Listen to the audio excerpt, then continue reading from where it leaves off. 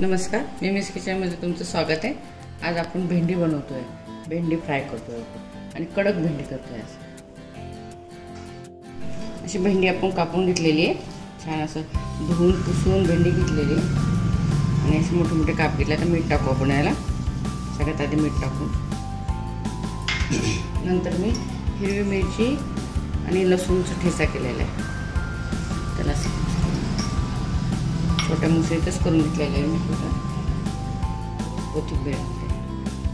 कोथिंबीर थोडी जाडजाड ठेवायची, छान दिसते। हळद घालते आताच टाकते मुद्दाम मी, छान वाटते असं।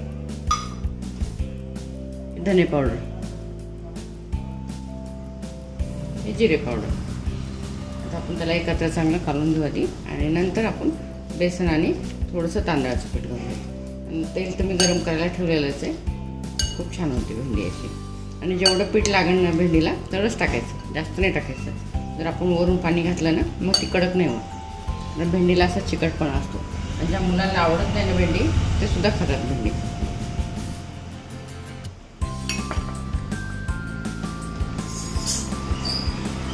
हे तांदळाचं पीठ,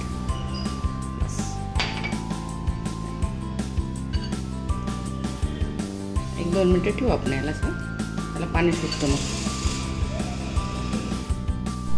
झाले आपलं पीठ पण झाले आणि गॅस पण चांगलाच गरम झाला आहे, त्याला गरमच लागतं याला, कारण ओली असते ना भेंडी। हे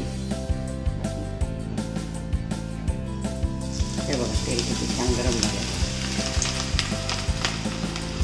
एवढं असं गरम असेल ना ते जास्त फ्राय पटकन होते आणि कडक होते।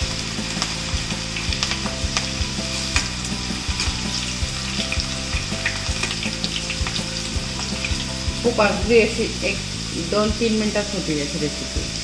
मुलं एवढे आवडीने खातात, सॉसला लावून वगैरे मस्त खातात। बटाट्याची कसं करतो आपण तसं हे।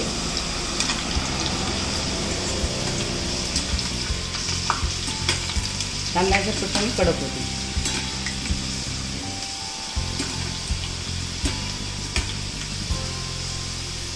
हे बघा किती कलर आला बघा लगेच।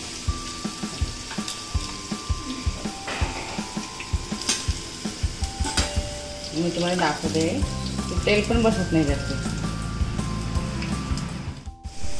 हे बघा आपली भेंडी तयार झालेली आहे, खूप कडक झालेली आहे अशी। मी तुम्हाला हे करून दाखवते बघा, हे बघा मोडती, असा आवाज केला ना तसं कुरकुरीत आहे बघा। आणि विशेष म्हणजे बघा याच्यात तेल नाही राहिलं। करून बघा, खाऊन बघा, लाईक करा, सबस्क्राईब करा।